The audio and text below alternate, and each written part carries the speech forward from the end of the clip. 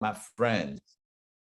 This is Daily Power Parsha. Today is October 20th, 2021, and we are in the midst of the Torah portion of Vayeira with a lot to talk about in this Torah portion. So let's get started. We did the first two readings yesterday. We're going to do the next two readings, please God, right now. This is reading 3 and 4. I have it up now on my screen. I'm going to pull it up for, let's see, read back in. I'm going to pull it up so that we can all be on the same page. Now, so we yesterday, what did we speak about? We spoke about,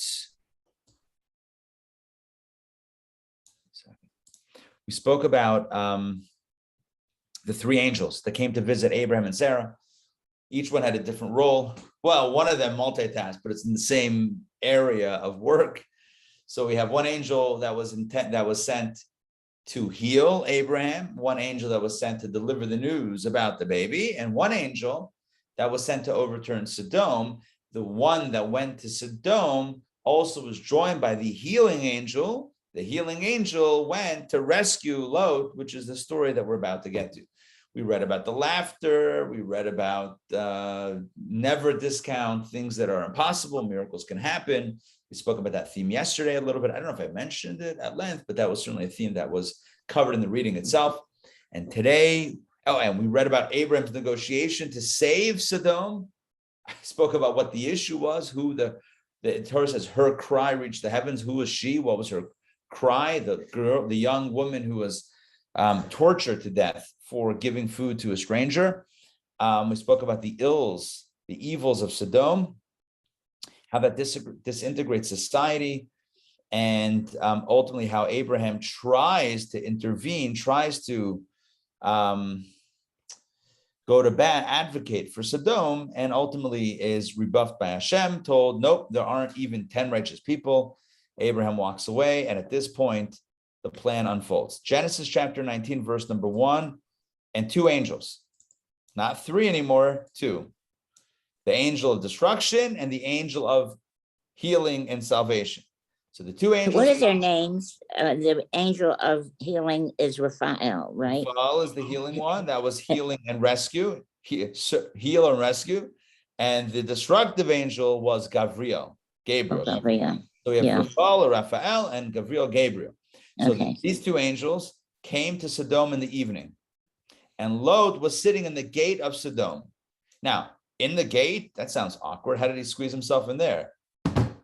No, it wasn't in the gate. It was in the walls. Cities had thick walls back in the day because they were to protect the city. So there's a thick wall with a gate, and they used to have sometimes courts and judges that would sit at the entrance of the city, and that's where he was because he was appointed a public official. He was an elected official. A macher. He became a macher in Sodom on that day. That was day one of his tenure. You can imagine how Lot was feeling. He grew up as a young man in Abraham's household. His uncle took care of him after his father passed away, and he was raised with certain values, and then he went out on his own, and he found Sodom, and he chose, and you know what? He was living the Sodom dream. Like the American dream, the Sodom dream. He was integrating, he was assimilating, he became a Supreme Court justice. This guy, made in the shape. He's got it all. He's finally integrated. He broke through that ceiling, and now they'll certainly love him and welcome him. Well, my friends, hold on as the story unfolds. So Lot was sitting in the gate. That is a euphemism for his position of leadership. And Lot saw and arose toward them. He saw these two angels that, as we know, appeared as human beings. They weren't flying around, floating with white fluffy wings. They came under the guise, or within the guise of human beings. So he saw them, and he got up, and he prostrated himself on his face to the ground. He welcomed them. Where do you think he learned that behavior from? That expression, he prostrated himself on his face to the ground in front of guests, is what we read yesterday. The exact same behavior that his uncle Abraham did when the three angels came to him.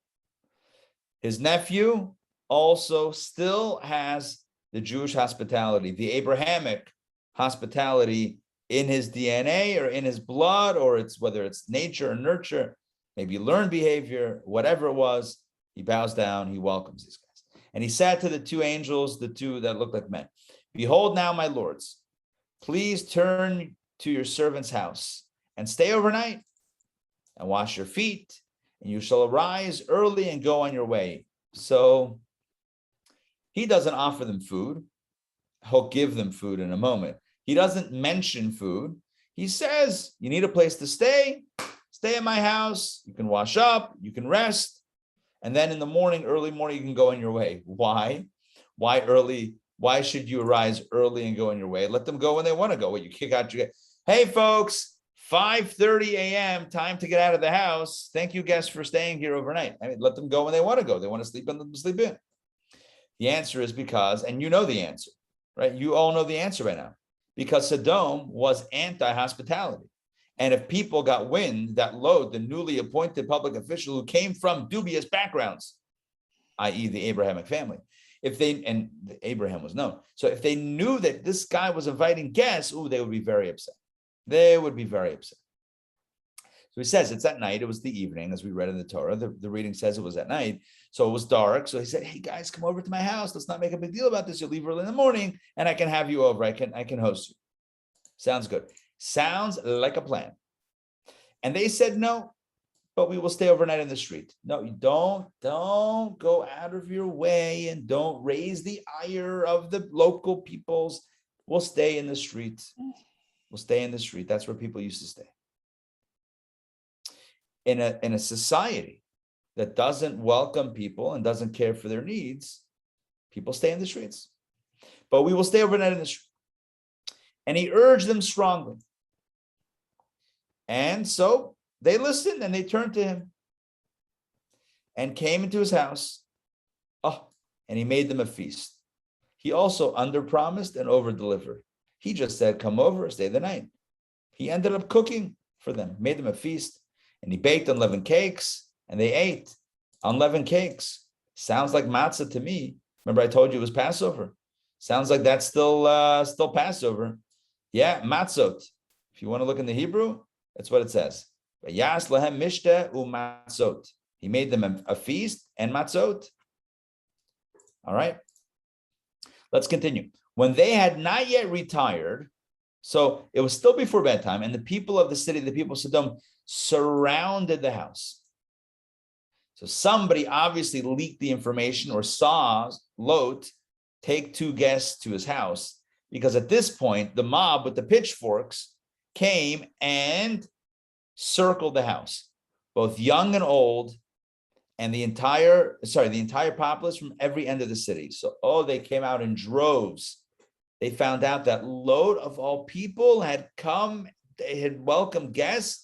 You, the outsider, you, the Abrahamic guy, you, the stranger, you try to fit in, you try to tell us like you're like us, you try to assimilate or pretend like you assimilated. We gave you a position of power, and here's what you do.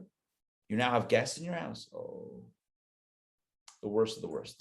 That's the worst crime. And they called to Lot from outside the house.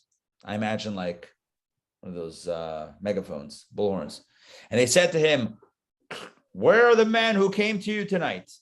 Bring them out to us and let us be intimate with them. Mm-hmm. That's a bit of a plot twist over here. The Hebrew is v'neid'ah. Neid'ah is like da'at. V'neid'ah, and we will know them. Now, we know in the Bible, knowing is a euphemism. When you see the word know, it usually means a form of intimacy, physical intimacy. So, v'neid'ah oisam, and we will know them, we will get to know them, doesn't mean we're going to start finding out where they came from, where they're going, and find out their preferences, travel preferences. No, what it means, according to the commentaries, is intimacy. But it really means, in this case, abuse. Let us be intimate with them is not like, maybe we'll hit it off. It means we're going to abuse your guests, right? I'm just going to use that word abuse, okay? Fine. Verse 6. And that was the demand of the mob. There's a mob at his house, around his house, Lot's house, and they're demanding he turn over the guests, and they're going to absolutely harm these people. And Lot came out to them to the entrance, and he shut the door behind him. So he goes out, slams the door shut. And he said to them, my brethren, my fellow Sodom citizens, please do not do evil. You could feel like the heartfelt plea, like, don't make me do this. Don't you do this. Behold, now I have 2 daughters who were not intimate with a man. He had married daughters and unmarried daughters. He had 2 unmarried daughters. So he's now, as you'll see, offering his unmarried daughters, which I cannot explain, but I guess for me, at least, I don't feel compelled to have to answer for Lot's behavior. This is the story. He says, I have 2 daughters who were not intimate with a man. I will bring them out to you and do to them as you see fit. Okay, hold on. Did my internet cut out? It said internet unstable. Am I still here? Yes. Thumbs up if I'm still here. Yes. Okay. Yeah. So look, he says to the people, to the mob, I have 2 daughters, I'll take them out, do whatever you want. That's what it sounds like he's saying. Only to these men do nothing because they have come under the shadow of my roof. I don't know. I struggle. I know, I'm sure I mentioned this last year when we did this Torah portion. I maybe there's an explanation for this. I mean, maybe there's some sort of angle on this. I don't know. I struggle with this. I don't know how to explain this other than what it seems at face value, that he's basically giving up his daughters for these 2 strangers that just came and visited Sodom, and he invited them into his house. The argument is, don't do anything to them because they have come under the shadow of my roof for protection. Which implies it would be terrible for me to violate that trust. But my daughters, who are part of my family, no problem, right? That's not a problem. I don't know how to explain this in a way that that makes sense on a moral level.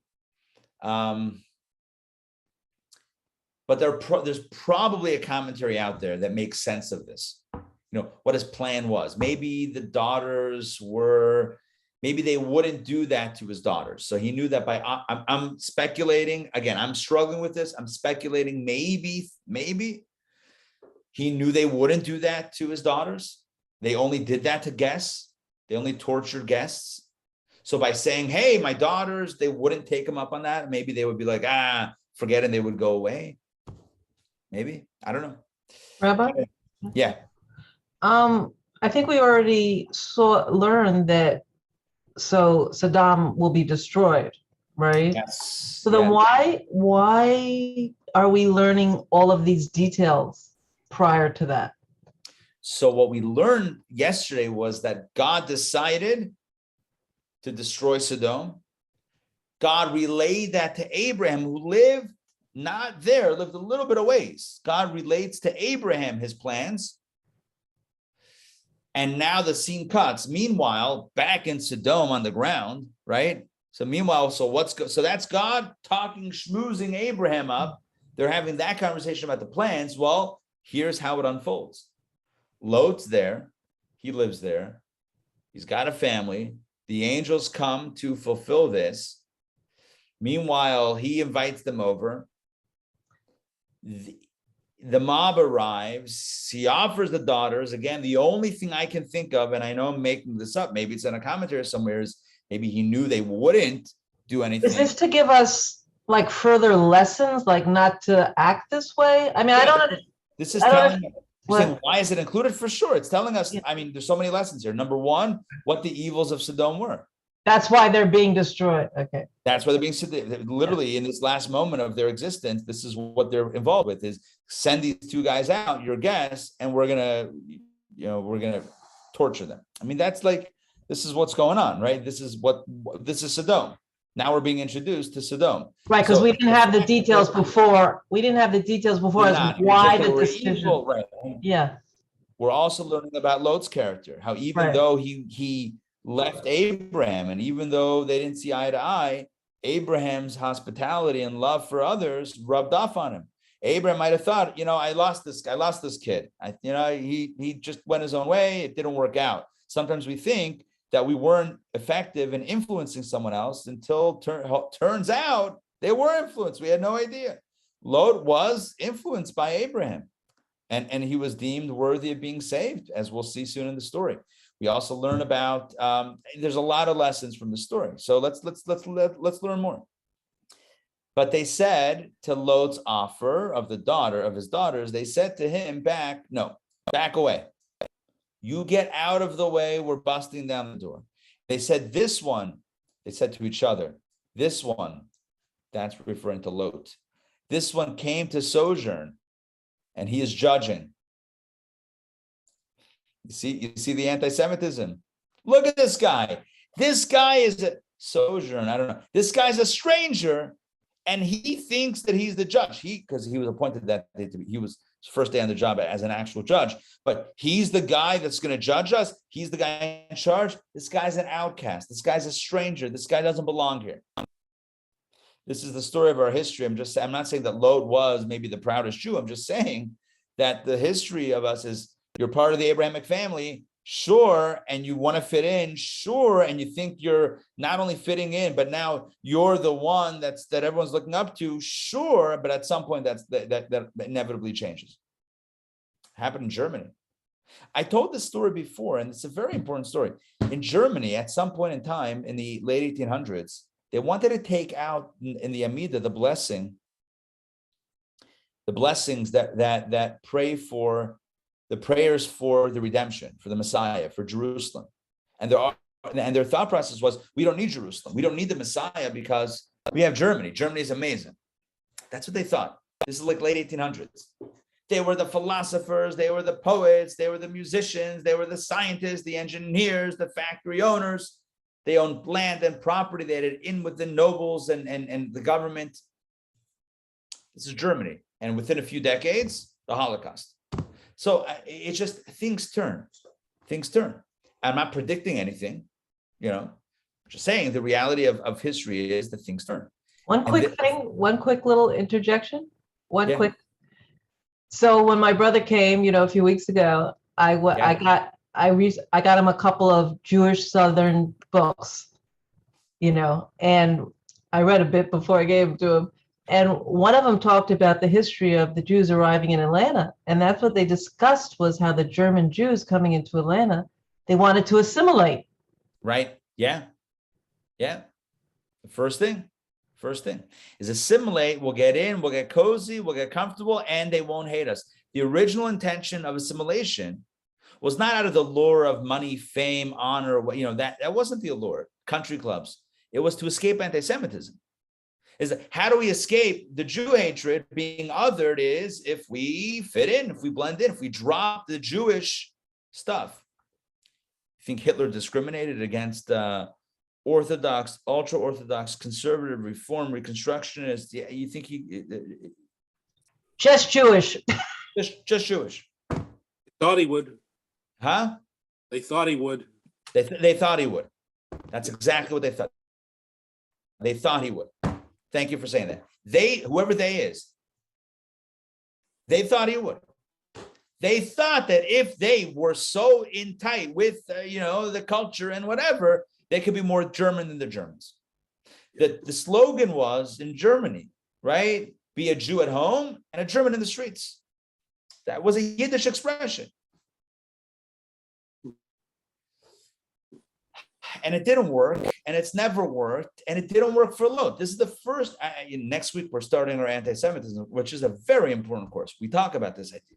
We talk about what to do with anti-Semitism, where it comes from, but more importantly, what do we do about it? And what have some attempted approaches been in history? And we talk about this. Does assimilation work? The first time we find assimilation failing is Lot. Today's the reading that we're reading today. Lot tries to blend in. The moment he does something they don't like, The other. This guy, the stranger. This guy comes in and he's going to tell us and he's going to be dead. And you see it driving that you can almost sense that it's driving the hate. Yeah. Verse 9 again.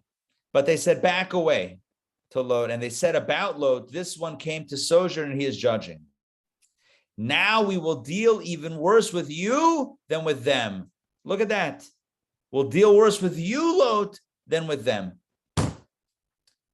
Is it about the guests? The host? That the host has Jewish connections, Abrahamic connections? Yeah, and they pressed hard upon the man Lot. In other words, they were starting to attack him, and they drew near to break down, I added the word down, to break the door.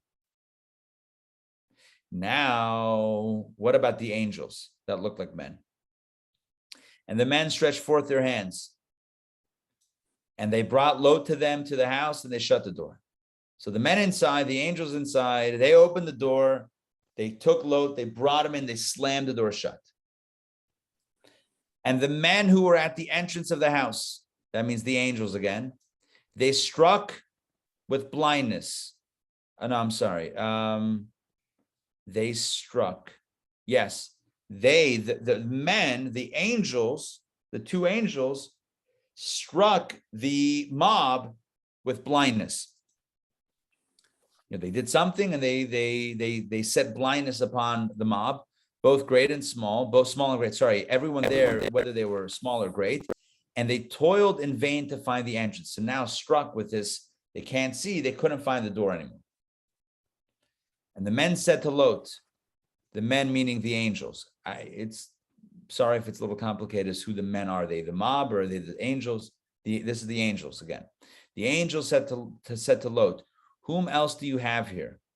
A son-in-law, your sons, and your daughters, and whomever you have in the city, please take out of the place. In other words, this destruction is going down right now. We're in an active destruction zone. So take your family, whoever you have, son-in-law, sons, daughters, whatever, whatever, get everyone out of here. Why? For we are destroying this place, because their cry has become great before the Lord, and the Lord has sent us to destroy it. So the angel says to Lot, this might have been the angel of rescue, might have been Rafal that was the spokesperson now because it was about the rescue mission. He says, let's get at it. You guys got to get out of here right now because this place is being destroyed. So Lot went forth and spoke to his sons-in-law, the suitors of his daughters. And he said to them, arise and go forth from this place, for the Lord is destroying the city. He says, guys, heads up. We got to get out of here right now. God is destroying the city. Yeah, what did the son-in-laws think? Remember, his daughters, he had some single daughters and some married daughters. The married daughters had husbands from Sodom. So again, he lived the dream, the assimilation dream. His kids married into Sodom families. And what about his sons-in-law? He seemed like a comedian in the eyes of his sons-in-law. He said, you're a joker. You're a fool. You're a comedian. Ha ha, Lot, father-in-law. You're Meshuggah. You're crazy. We should run away from the city because God's destroying the city. It's Meshuggah. Well, this is all happening overnight. And as the dawn rose of that next morning, the angels pressed Lot. Right now they're pressing Lot. Before the people pressed Lot, they were attacking him. Now the angels are not pressing him physically, but like, yalla, let's go. Saying, get up, take your wife and your two daughters who are here, lest you perish because of the iniquity of the city. What was his wife's name? Idit. Idit was his wife. I-D-I-T, Idit. So Idit, he says, so the angels say, get up, get your wife, Idit, your two daughters, the two unmarried daughters who are here, because the other ones, let me just explain. It said Lot went forth and spoke to his sons-in-law. That means that his married daughters lived with their husbands in other homes. So he went to their houses and said, guys, Heads up, we got to get out of here. This is the night, overnight, somewhere early morning. Let's just call it 3 a.m. He's knocking on his daughter, married daughter's home, and the sons-in-law are there. And then he's like, guys, let's get out of here. No, nothing doing. That's it. You can't. So he goes back home. And in the morning, as the dawn is rising, the angels say, now it's time. Now it's time to get out. Take your wife, your 2 daughters, the single daughters who are living here, living in your home still because they're not married, lest you perish. You got to get out of here lest you perish because of the iniquity of the city. You don't want to get caught up in the destruction. But he tarried. He tarried. He delayed. He stalled. He froze. He paused. The beautiful trup, the cantillation note. Can you see it above the mem? I'm going to see if I can zoom in. I'm going to zoom in to an irresponsible level. Give me a moment here. Let me see if I can zoom in. Hold on. How do I zoom in? How do I zoom in even? Give me a second. Zoom and zoom. We can zoom if we're on phones. That's true. That's true. But take a look, right? I wanted to just make the screen a little bit bigger on my end so I can see it also. The word is vayismahma. And if you look above the mem, you'll see what looks like a lightning bolt. No, it's not Harry Potter. Let me make it even bigger. A squiggly line.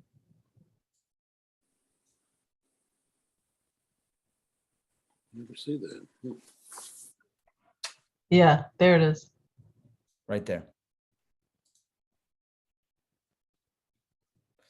And the trup, it's called a shalshelet or shalshelis. It goes zigzag. It goes up and down. Vayismama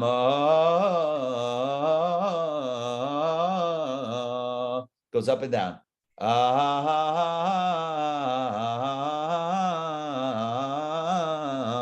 Goes up and down, back and forth. The commentators explain every time you find one, very, very few times, 4 or 5 times, a handful of times in the whole Torah will you find any cantillation note that's sung like that. You won't, very, very few times. Every time, it means ambivalence. It means that the person was struggling with a decision. Should I stay or should I go? Do I believe? Do I not believe? Do you think it's actually going to happen, or am I crazy? Am I actually a joker? Am I actually a comedian? What should I do? Should I run away with my family, or should I stay? Or more precisely, from a Jewish perspective, the way I want to frame it today, vis-a-vis anti-Semitism, assimilation, etc. Am I giving up the Sodom dream and acknowledging that I am different, or am I just going to ride it to the end? Because that's the path that I've chosen. I've chosen to be one with them. Am I just riding it down, holding on wherever it goes? Or am I saying, you know what? I am different. I am from the Abrahamic family. I do have Jewish connections. I'm out. That's the question. Right? Up and down, 3 times, back and forth. The sign is a zigzag, back and forth. Ambivalence. Uncertainty. What should I do? All right. Yeah. According to my Rashi, I don't understand this. This is Rashi says, and he delayed in order to save his money. That's what Rashi said. It's exactly what I just said. Think about it. No. I'm not saying that in a critical way. I'm saying that in an empowering way. In other words, that's exactly what we're talking about.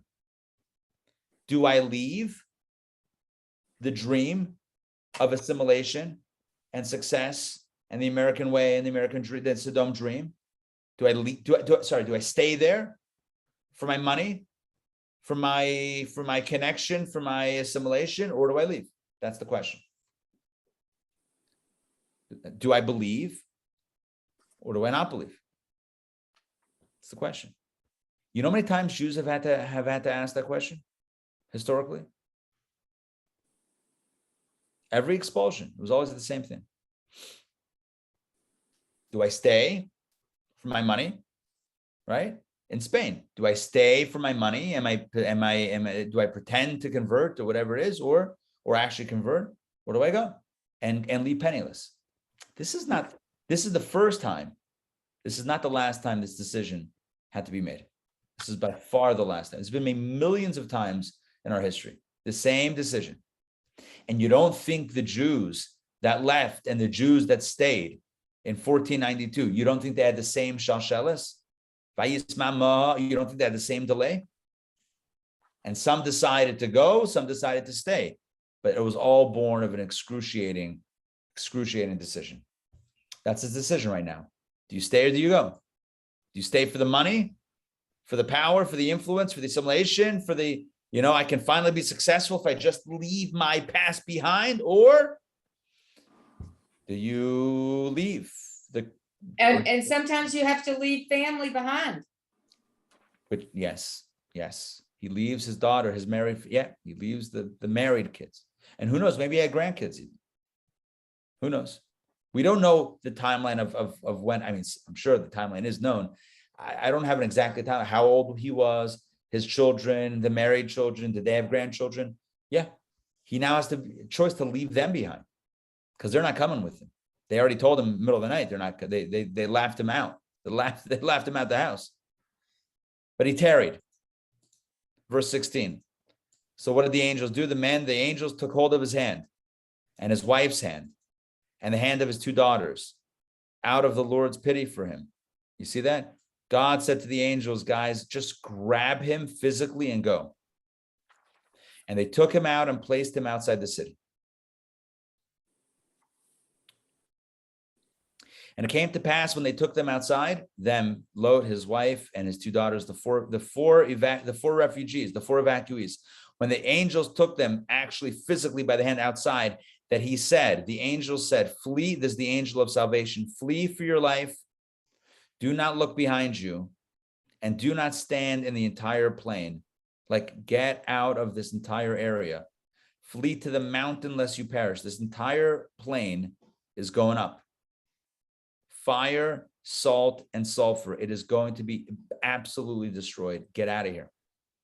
So they took him out of the immediate city walls, and that was also for his own safety because they were probably still looking for him. So they took him out of the city, and then they said, start running because it's still not safe. It wasn't just one city. It was the whole region that was going to be destroyed. You got to get out of here. Go to the mountains. You'll be safe in the mountains. And Lot said to them, please do not, O Lord. Please do not. Behold, now your servant has found favor in your eyes, and you have increased your kindness, which you have done with me to sustain my soul. In other words, obviously, for some reason, you've decided to save me. So somehow I've done something good that you've decided to, in your kindness, save me. But I cannot flee to the mountain, lest the evil overtake me and I die.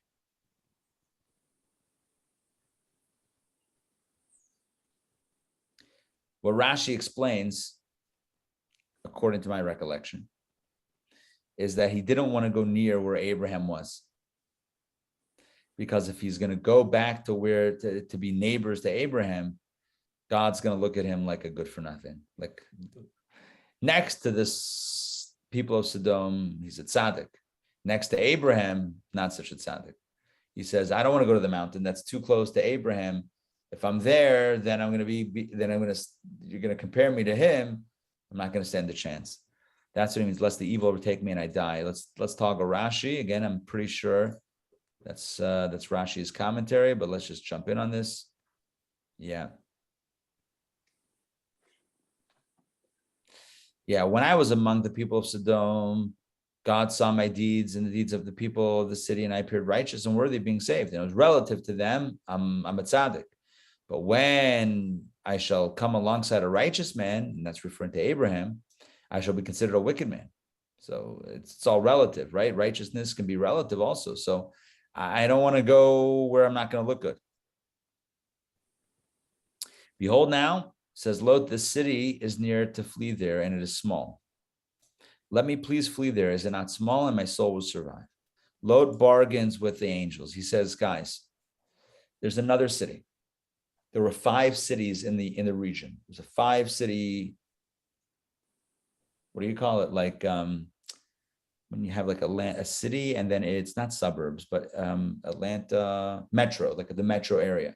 So you have like the Sodom metro area had actually like another few cities around it.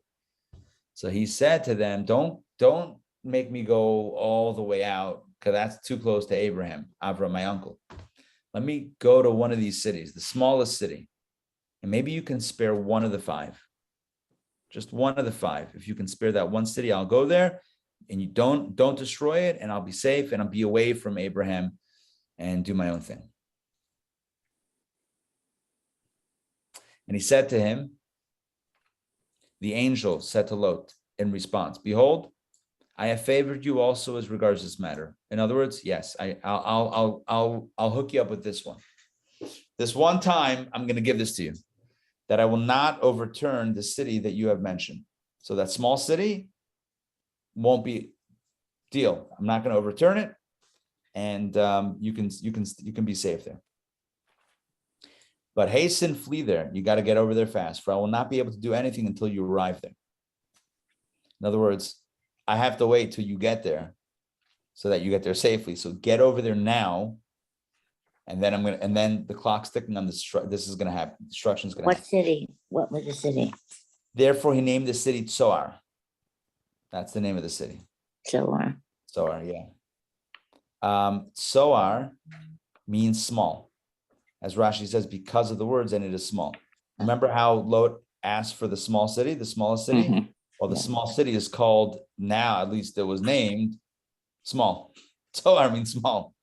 So he named it small because it was small, and that's how he survived and got that, because he reasoned, look, it's the smallest, probably the least evil of the bunch, or if you take the amount of evil things that were done, because there's less people, probably less bad things were done. So save this one city.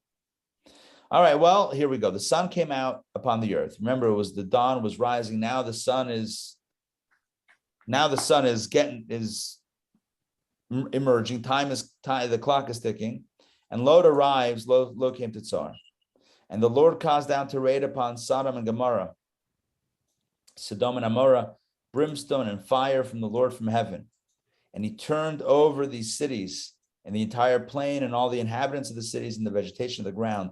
Turned over means just absolute abject destruction. The earth itself turned over, upside down, inside out.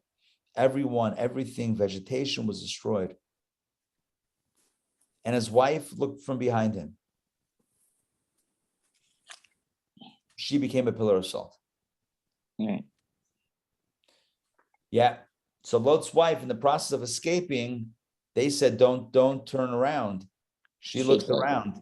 Right? Where did they say don't turn around? It was in the last reading. If you look at the end of last reading, they said, the angel said, flee for your life. Do not look behind you. They gave that explicit instruction. Do not look. Why is it the whole thing? Do not look behind you. She repeated Eve's mistake. Right? Well, Eve was told not to eat from an instruction. Yeah, they were told not to look. She turns around and she's done. His wife looked from behind him and she became a pillar of salt. The commentaries have a lot of conversation about this one. Why did she look behind? Why pillar of salt? Isn't that where the Dead Sea is, where all that salt? That's what they say.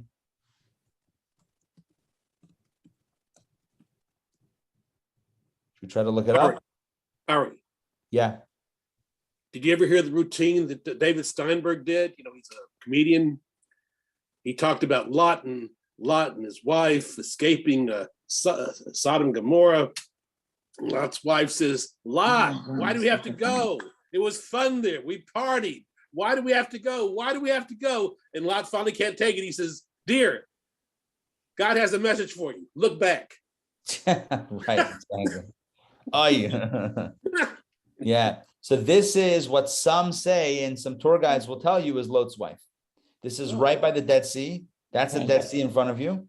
The Dead Sea, of course, is the lowest elevation, at least one of the lowest elevations in the world. It's salty. It's inhospitable to life, at least many forms of life. Although those that are selling you Dead Sea products will say it rejuvenates life, but that's another conversation. That's a mall conversation, Israeli product conversation. But they say that this is Lot's wife. It's a salty, I don't know. It's made of salt. This is pure salt. Is that her? Does it look like a woman wearing a shawl? That's what they'll tell you. Can I say for sure? How could I ever say for sure? How would I know? But this is what they say. Can you guys see that picture? It's coming up? Yes. Yeah. All right. So there you go. I'll let you decide what you believe, and it is what it is. Anyway, she turns into a pillar of salt. There's a lot of commentary why she looked behind, in addition to what Mark said, right? But there's a lot of commentaries why she looked behind and why she turned into a pillar of salt. One of the classic answers is that it was a punishment for withholding salt from her guests. That's what Rashi said. That's what Rashi. It's a short. And Rashi says, yeah. Oh, She was a local, a Sodomite, and they didn't like guests, as by now you probably have heard me say this several times. They did not like guests. So when Lot would bring over guests, it went against her upbringing, her whole nature, and she wouldn't give them salt. So the food didn't taste as good as it could. She made them food, but she didn't put in salt. Some say she did something else.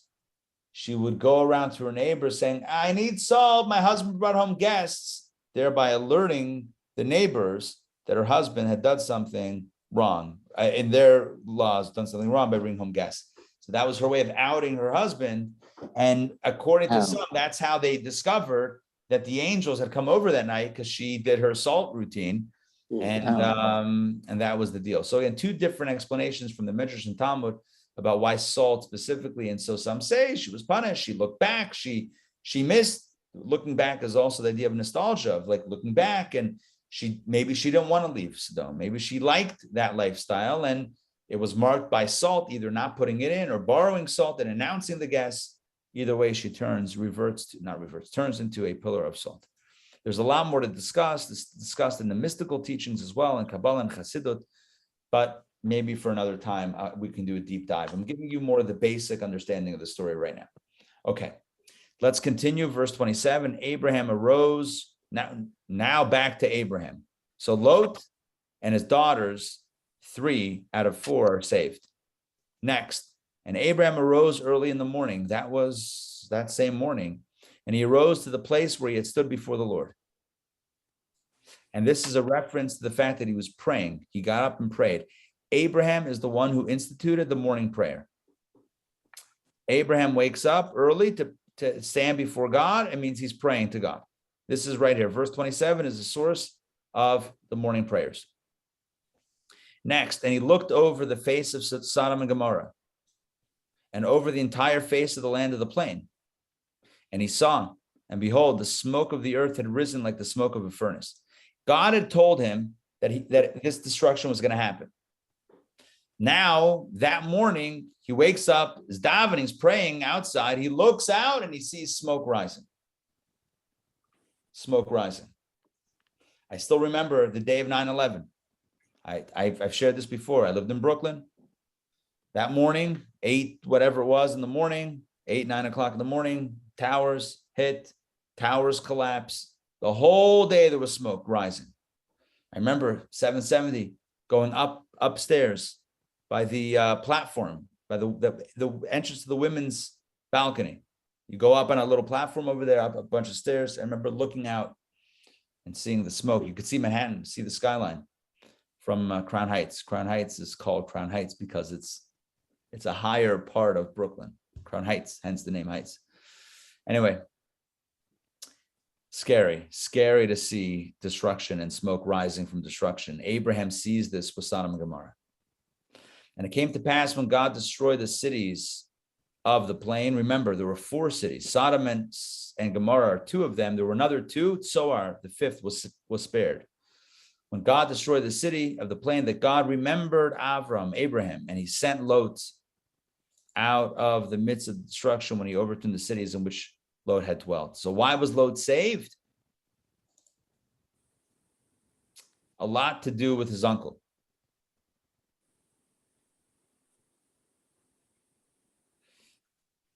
This is the second time that his life was saved by his uncle.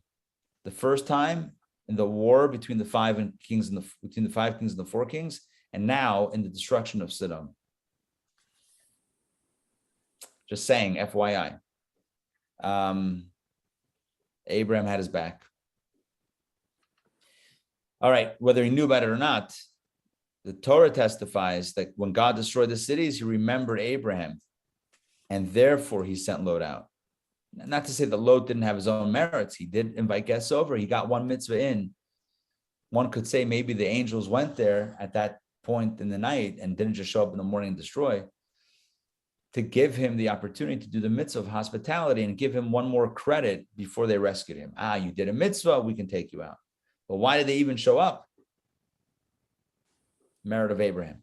I'm trying to combine the two merits. I hope what I'm saying is making sense. Let's continue verse 30. Back to Lot. Ari. Yeah. Yeah, what Rashi says about that God remembered Abraham, Rashi says, what is the remembrance of Abraham over Lot? It says, God remembered that Lot was aware that Sarah was Abraham's wife. And he heard Abraham say in Egypt regarding Sarah, she is my sister, but he did not reveal the matter. For Lot had pity on Abraham, therefore the Holy One, blessed is he, had pity on him. Beautiful. Excellent. Yeah, that's what So Rashi says. he remembers not just Abraham's merit, but the merit that Lot had in not divulging the secret. When they went down to Egypt, when they first had that famine in Canaan, when they first got there and they went down to Egypt, and Abraham said, oh, she's my sister, because he don't want to be killed because they wanted her. And Lot kept quiet. He went along with it. So that was, he stood up for his uncle. He backed his uncle, Abraham. His uncle had backed him in the war, and now once again, he's being rescued. All right, let's continue. Oh, this is a crazy story. Okay, crazy story. And this will take us to the end. Actually, you know what? We're going to stop by the new chapter, which is in a few verses.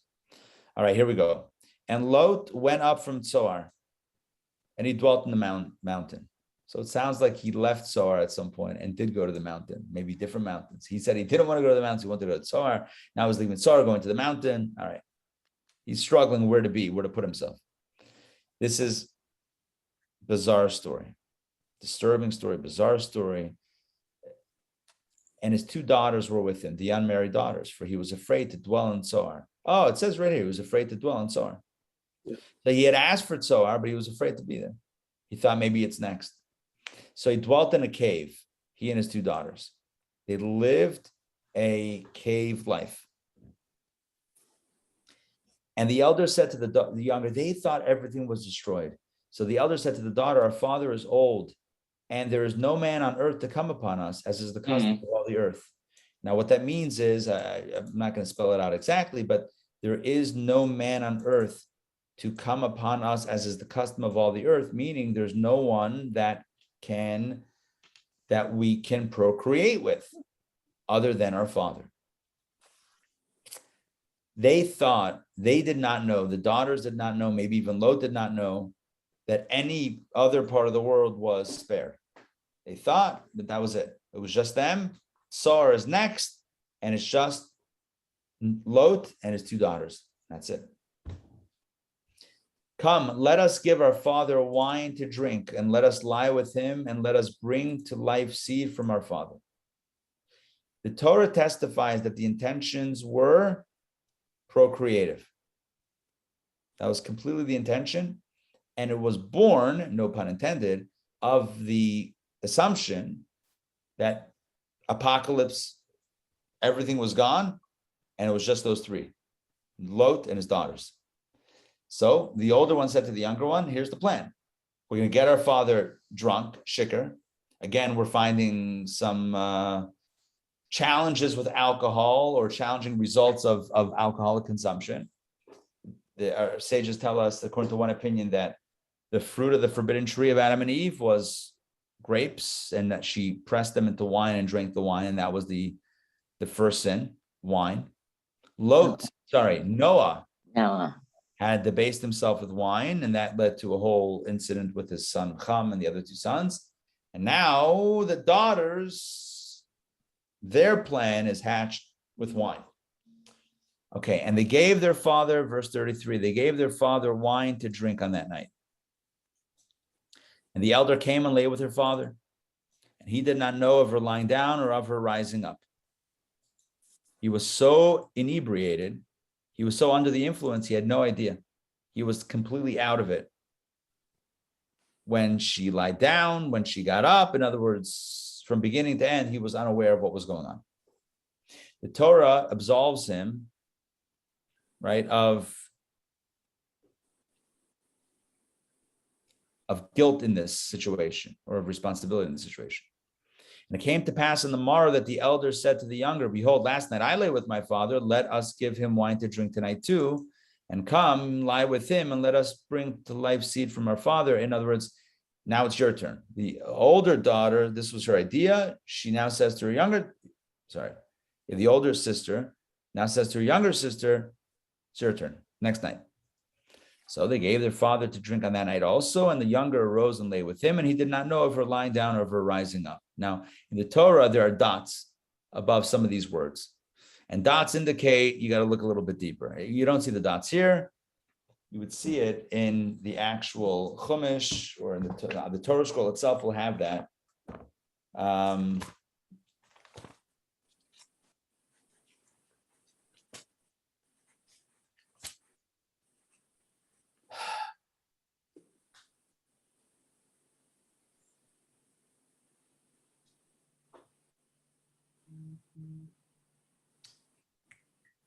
Where is it? I can't find it now for some reason. Oh, it's by the first one. It's by the first one, uvkuma, of a rising up. This rising up, uvkuma, there's a dot above the vav over here. And yeah.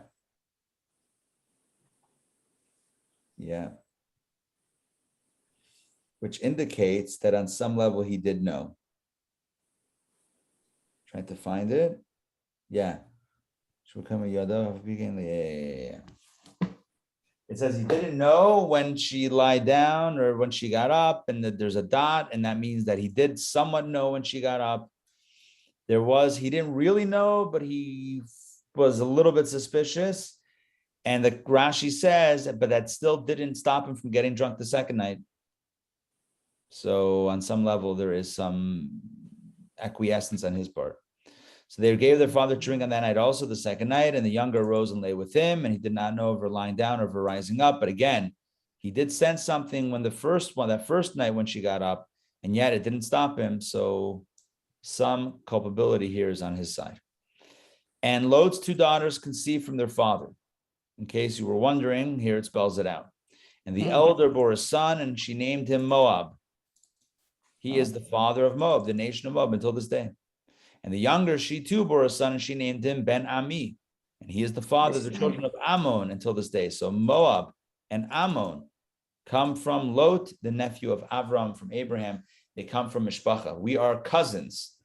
We are cousins of the Moabites and the Ammonites, which make it that much more disappointing that when we left Egypt and we were looking for a path through to the Holy Land, at the end of the 40 years of traveling, they both said, nope, you cannot go through our land.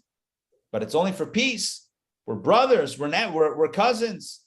We're only here to pass through. We're not going to cause any. Nope. The Jews went around. Never start up with Ammon and Moab. They were the family, part of the family, and so they just went around. There's so many lessons in the story. The lessons, big one is about assimilation and trying to fit in, not being accepted. We have lessons about hospitality and immorality. We have lessons. The lessons are just unending. I think the one that I want to focus on. What do I want to focus on? I have to think. What's the one that I want to focus on? Yeah. Pursuant to what we said yesterday, the destructive nature of a society in which giving is evil. In a society where taking care of someone else is frowned upon, the next step is self-destruction. We have to be very careful to never allow ourselves, for whatever reason, to get into that place where we say, not my problem, not my business. Again, how to go about it, that's a question of how to go about it. But it should never be a question that we need to go about it some way. It should never be an option to say, not my issue, not my problem. Deal with it yourself. It's never wiping our hands of responsibility for each other is not a Jewish option. Thank you for joining me today for Daily Power Parsha. Quick announcement tonight. Torah study 7:30. We're going to be talking about the wells of love. Wells of love. 7:30. We'll learn about love, the dangers, the beauty of love, the danger of love, dangers of love, and how to protect against those dangers, how to create healthy scenarios of love. Lessons from wells in this week's Torah portion. All right. Yeah, I have a question. sure. Ruth was also a Moabite, Right. and she was the mother of Nothing. she was a great grandmother of David. Right. Right. Okay. Yeah. Yes. So this all goes back to Lot Yes. having an incestuous And his- relationship with and the his daughters. Correct. Yeah. Correct. You will find that Mashiach, David, the Messiah, Mashiach, who comes from David, emerges from dubious lineage. Quite like very bizarre. It says in Kabbalah, the reason for this is when a big light needs to come down into the world, it's very attractive to thieves, spiritual thieves, like the Klipa, Sitra Achra, terms that you know from Tanya. The dark forces will leech themselves to bright light and try to misappropriate. So how do you get a big light into this world? You smuggle it in a very bizarre case. Shell. Think of Judah, right? Think of Judah and Tamar. Judah has children through his own daughter-in-law. When she dressed the way he thought she was a harlot, and he was with her. Remember that story? Yeah. Book of it's coming up in a few weeks. Book of Genesis. So Mashiach on all sides, father's side, mother's side, has very bizarre lineage. Not bizarre lineage, bizarre like stories surrounding that. Because when you want to get a big light into the world, you have to smuggle it. You want to smuggle diamonds, you put it in a cereal box or something like that. You don't just advertise it. Handkerchief, yeah. Yeah, so you hide it. You put it in something that looks, opposite of what it is or whatever. So you say, oh, from that relationship, from that union, from that night, there'll be a big, powerful soul born. Now we don't need to worry about that one. No, whatever soul was marked for that conception. Imagine the Klipas hanging around the bar. Hey guys, I heard of a new one coming in for Lot and his daughter. Nah, no need to worry about that one. No bright light there. It's exactly where you get the brightest light. So that maybe is another lesson to end off on. Sometimes the greatest potential is in the most unlikely of places. Can't judge a book by its cover. That's always a good lesson, not to judge a book by its cover. All right, thank you for joining me today. I'm going to let you all go. Looking forward to learning tonight, 7:30. Be there or be square. And tomorrow, please God, same bad time, same bad channel. All right, Ray, Donna, Sarah, Mark, Olia. We'll see you guys. Great to learn together. Thank you. Thank you, Rabbi. Pleasure. Great to see you.